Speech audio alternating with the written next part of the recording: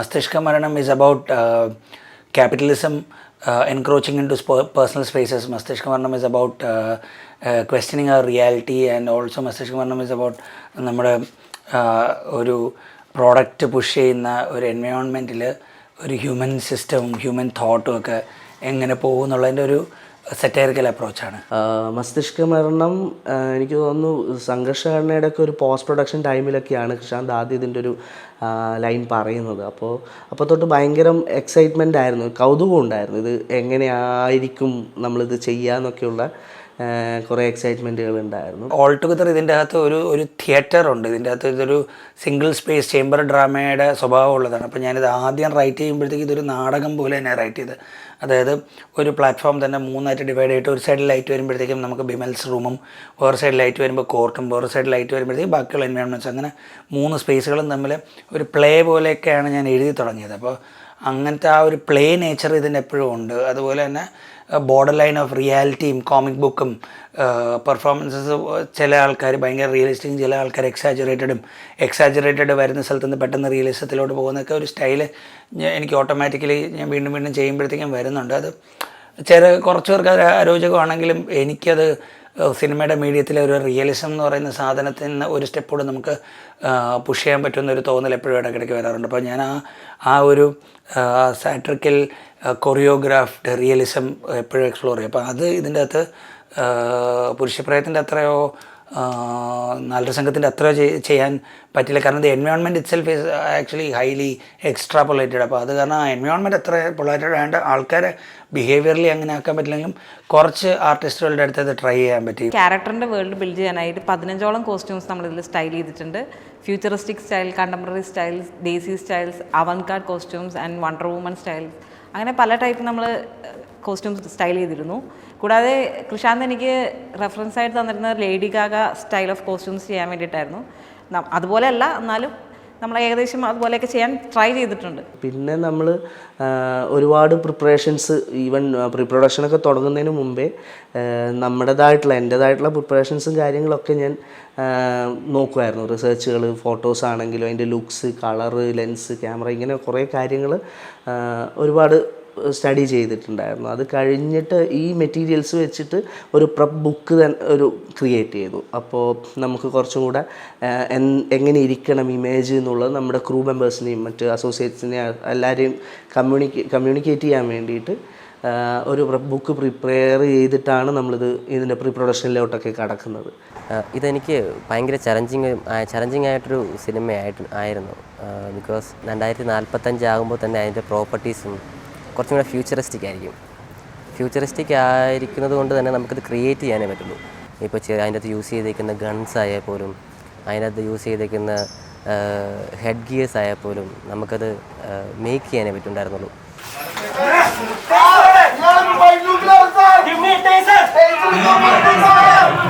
Personally എനിക്ക് എപ്പോഴും stunt ചെയ്യുന്ന സമയത്ത് നമ്മളുള്ള മെയിൻ ബുദ്ധിമുട്ടെന്ന് പറയുന്നത് ഫ്രഷ്നെസ്, അല്ലെങ്കിൽ നമുക്ക് യൂണീക്കായിട്ട് കൊണ്ടുവരാനുള്ള ചാൻസ് പൊതുവേ സിനിമകളിൽ കുറവായിരിക്കും. പക്ഷേ കൃഷാന്തൻ്റെ മൂവീസിൽ പ്രത്യേകത എന്താ വെച്ചാൽ എപ്പോഴും ഫ്രഷ് ആയിരിക്കും. നമുക്ക് പഴയതൊന്നും റിപ്പീറ്റ് ചെയ്യേണ്ട ആവശ്യം വരാറില്ല, അതിന് അവസരം തരാറില്ല. അതുപോലെ നമ്മൾ സ്ക്രിപ്റ്റ് നന്നായി വായിച്ച് ക്യാരക്ടർക്ക് മനസ്സിലാക്കിയ ശേഷം മാത്രമേ നമ്മൾ ഫൈറ്റ് ചെയ്യാൻ പറ്റുള്ളൂ. അപ്പോൾ അങ്ങനെ വളരെ യൂണീക്കായിട്ടുള്ള, വളരെ ഫ്രഷ് ആയിട്ടുള്ളൊരു പടവുമാണ്. അതേപോലെ തന്നെ ഞങ്ങൾ ചെയ്ത കൊറിയോഗ്രാഫിയും കാര്യങ്ങളും കുറച്ച് രസമുള്ളതാണ്. അപ്പോൾ ഭയങ്കര എൻജോയ് ചെയ്തൊരു വർക്കാണ് മസ്തിഷ്ക മരണം.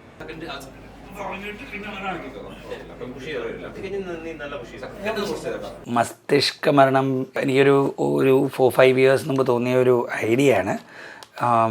അന്ന് തോന്നിയപ്പോൾ ഭയങ്കര നോവലായിട്ടുള്ള ഐഡിയ ആണെങ്കിലും ഈ similar kind of ideas already പ്രചാരത്തിലുണ്ട്. എൻ്റെ ഒരു സ്റ്റുഡൻറ്റ് എഴുതിയൊരു സിനോപ്സിസ് വായിച്ചപ്പോഴത്തേക്കും അതുമായിട്ട് റെസണേറ്റ് ചെയ്താണ് എനിക്ക് ഈ ഐഡിയ വന്നത്, മസർ കുത്താരി എന്ന് പറയുന്ന. പക്ഷേ ആ സമയം തന്നെ നമ്മുടെ അർണോൾഡ് അഭിനയിച്ച ഒരു ഫിലിമും ഒക്കെ ഉണ്ട്, which has a similar idea where memories are used as commodities and memories സെല്ലും റീസെല്ലും ഒക്കെ ചെയ്യാൻ പറ്റും. ഇൻസെപ്ഷനിലും അതിൻ്റെ ഐഡിയാസ് ഉണ്ട്, പക്ഷേ അത് ഡ്രീംസ് ആയിട്ടാണ് വന്നേക്കുന്നത്. പിന്നെ പേപ്രിക്കയിലുണ്ട്. അപ്പം അങ്ങനത്തെ ഒരു, അതുപോലെ തന്നെ മേട്രിക്സിലുണ്ട്. അപ്പം റിയാലിറ്റിയെ ക്വസ്റ്റ്യൻ ചെയ്യുന്ന ഒരു കോൺസെപ്റ്റ് വച്ചിട്ടുള്ള ഒരു സിമുലേറ്റീവ് ഫിക്ഷൻ എന്നൊക്കെ അരുൺ ചന്തുവിൻ്റെ ഭാഷയിൽ പറഞ്ഞ സിമുലേറ്റീവ് ഫിക്ഷൻ എന്നൊക്കെ പറയുന്ന പോലത്തെ ഒരു മെറ്റീരിയൽ ചെയ്യണമെന്ന് ഒരുപാട് കോവിഡിൻ്റെ ഇടയിലാണ് എനിക്ക് ആ ഐഡിയ വന്നത്. ഇപ്പോൾ സീരീസ് കഴിഞ്ഞപ്പോഴത്തേക്കും I felt that this is a very right time to make this material. നല്ല ക്ലാരിറ്റി ഉണ്ടായിരുന്നു ഇമേജ് എങ്ങനെ വേണം എന്നുള്ളതിനെക്കുറിച്ച്. അപ്പോൾ പിന്നെ നമ്മൾ ഇതിൻ്റെ എക്യുപ്മെൻറ്റ്സ് സെലക്ട് ചെയ്യുന്ന ഇപ്പോൾ ക്യാമറ ആണെങ്കിലും ലെൻസ് ആണെങ്കിലും ഒക്കെ നമ്മൾ കുറേ ടെസ്റ്റ് ചെയ്തിട്ട് തന്നെയാണ് ഇത് ചൂസ് ചെയ്തിട്ടുണ്ടായിരുന്നത്. നമ്മൾ അതിൻ്റെ ലുക്സൊക്കെ അത്രയും പ്ലാൻ ചെയ്തിട്ട് ആ വേണ്ടത് എന്താണോ അതിലേക്ക് തന്നെ ഷാർപ്പായിട്ട് എത്തുക ചെയ്തത്. അപ്പോൾ അങ്ങനെയാണ് അതിൻ്റെ ഒരു പ്രീ സ്റ്റേജുകൾ ഉണ്ടായിരുന്നത്. പിന്നെ അസോസിയേറ്റ്സ് എല്ലാവരും ജോയിൻ ചെയ്തു, ടീം മെമ്പേഴ്സൊക്കെ ജോയിൻ ചെയ്തു. പിന്നെ നമ്മളതെങ്ങനെ പ്രാക്ടിക്കലാക്കാം എന്നുള്ള രീതിയിൽ കുറേ റിഗുകളൊക്കെ, അത് നമ്മളിപ്പം എപ്പോഴും ചെയ്യുന്നത് തന്നെയാണ്, പക്ഷേ ഇതിലും അതുപോലെ റിഗുകളൊക്കെ ഉണ്ടാക്കിയിട്ടുണ്ട്. നമ്മൾ കുറച്ച് ക്യാമറ മൗണ്ട് ചെയ്യാനുള്ളതും അല്ലെങ്കിൽ സ്പെഷ്യൽ ഷോട്ട്സ് എടുക്കാൻ വേണ്ടിയിട്ടുള്ള കുറച്ച് റിഗുകൾ ക്രിയേറ്റ് ചെയ്തു. ഈ പടം 2042-45 നടക്കുന്ന ഒരു കാലഘട്ടത്തിൽ പറയുന്ന ഒരു കഥയാണ്. അത് കാരണം തന്നെ മേക്കപ്പിന് ഒരുപാട് ലുക്ക് ചേഞ്ച് അങ്ങനത്തെ ഗെറ്റപ്പുകളൊക്കെ ഒരുപാടുണ്ടായിരുന്നു. അപ്പോൾ നമുക്ക് ഒരുപാട് കൃഷ്ണദേട്ടൻ സ്കെച്ചുകളും അങ്ങനത്തെ റെഫറൻസും ഒക്കെ ഒരുപാട് തന്നിട്ടുണ്ടായിരുന്നു. ആ മൂവി ഇതുപോലെ ഭയങ്കര യൂണീക്കായിട്ടുള്ള ക്യാമറ ഫ്രെയിംസും കാര്യങ്ങളും, അതുപോലെ തന്നെ സിറ്റുവേഷൻ ഭയങ്കര ഫണ്ണി ആയിട്ടുള്ള, ഒബ്വിയസ്ലി കൃഷ്ണദേട്ടൻ്റെ എല്ലാ മൂവീസും ഭയങ്കര ഡാർക്ക് കോമഡി ആ ബേസിലുള്ള പടങ്ങളായിരിക്കും. അപ്പോൾ ഇതും അങ്ങനെ ഡാർക്ക് കോമഡി ഒരു മൂവിയാണ്. അപ്പോൾ ഫൈറ്റിലും ഞങ്ങൾ ആ ഒരു ടോണ് പിടിക്കാൻ വേണ്ടി നോക്കിയിട്ടുണ്ടായിരുന്നു. അത് ആക്ച്വലി സക്സസ്ഫുള്ളായി. ഞങ്ങളത് ഫസ്റ്റ് കട്ടേണ്ട സമയത്ത് തന്നെ എനിക്കത് ഭയങ്കര ഹാപ്പി ആയിരുന്നു.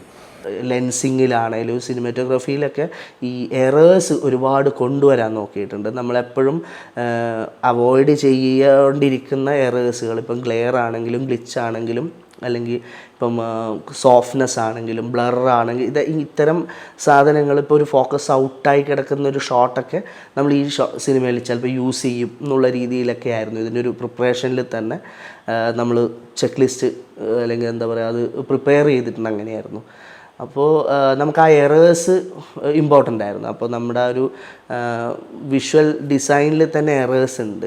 അപ്പോൾ എറേഴ്സ് ഭയങ്കര ഇമ്പോർട്ടൻ്റ് ആണ്. അതുപോലെ തന്നെ ഈ ടെക്സ്റ്റേഴ്സ് ഭയങ്കര, അത് കോസ്റ്റ്യൂമിലാണെങ്കിലും ഇപ്പം ദിവ്യനോട് കമ്മ്യൂണിക്കേറ്റ് ചെയ്യുമ്പോഴും അല്ലെങ്കിൽ അവർ തരുന്ന കോസ്റ്റ്യൂമിലാണെങ്കിലും ആ ടെക്സ്റ്ററുകൾ ഭയങ്കര ഇമ്പോർട്ടൻ്റ് ആയിരുന്നു. ആർട്ടിലും ഒക്കെ ഇത്തരത്തിലൊരു കുറച്ച് ഡീറ്റെയിൽ ആയിട്ട് തന്നെയാണ് ആ ഏരിയയൊക്കെ നമ്മൾ ഡീൽ ചെയ്തിട്ടുണ്ടായത്. മസ്തിഷ്കമരണം പടത്തിൻ്റെ കഥ കേട്ടപ്പോൾ തന്നെ ഒരുപാട് റെഫറൻസും സ്കെച്ചും ഒക്കെ തന്നിട്ടുണ്ടായിരുന്നു കൃഷ്ണദേട്ടന്.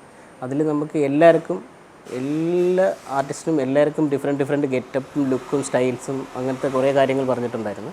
ഓൾസോ ഈ ഒരു വേൾഡിനെ ബിലീവബിൾ ആക്കുന്നത് ഇവരുടെ ടെക്സ്ചറും സാധനങ്ങളുമാണ്, ഈ കോസ്റ്റ്യൂമിൻ്റെയൊക്കെ. അപ്പോൾ അത് ദിവ്യ വർക്ക് ചെയ്ത്, ദിവ്യയോടെ ഞാൻ ഇതിൻ്റെ കൂടെ സീരീസിൻ്റെ ഒരു 2.5 എപ്പിസോഡ്സ് വർക്ക് ചെയ്ത്. അപ്പോൾ I am very confident about her skill sets. ഇതിൽ എടുത്തു പറയേണ്ടത് ഇതിൻ്റെ കളർ പാലറ്റാണ്. ഇത് നമ്മൾ പ്രീ പ്രൊഡക്ഷനിൽ തന്നെ DOP പ്രയാഗായിട്ടും കൃഷാന്തായിട്ടും ഒരുപാട് ഡിസ്കസ് ചെയ്തിട്ടാണ് നമ്മൾ ഇതിൻ്റെ കളർ പാലറ്റിൽ എത്തിയിരിക്കുന്നത്. ഒരു ഡിഫറെൻറ്റ് ടോൺസാണ് എല്ലാ ഇതിനും നമ്മൾ പിടിച്ചേക്കുന്നത്. എഡ്വേർഡ് ഹോപ്പറിൻ്റെ ഒക്കെ പെയിൻറ്റിങ്സിൻ്റെ റെഫറൻസ്, അല്ലെങ്കിൽ എറിക് ഫോട്ടോഗ്രാഫേഴ്സ് ഉണ്ട് കുറേ, ഒലിവർ എന്നൊക്കെ പറഞ്ഞിട്ടുള്ള. അപ്പോൾ അവരുടെയൊക്കെ കളർ പാലറ്റ്സ് അല്ലെങ്കിൽ ഫോട്ടോഗ്രാഫിയുടെയൊക്കെ ചില ഇമേജിൻ്റെയൊക്കെ റെഫറൻസുകളൊക്കെ നമ്മൾ ഒരുപാട്, ഞാൻ പേഴ്സണലി അത് ഫോളോ ചെയ്യുന്ന ആൾക്കാരാണ്. അപ്പോൾ അത് നമ്മൾ ഇൻഫ്ലുവൻസ് ചെയ്തിട്ടുണ്ട് ഈ സിനിമയിലെ പല പോർഷൻസും ചെയ്യുമ്പോൾ.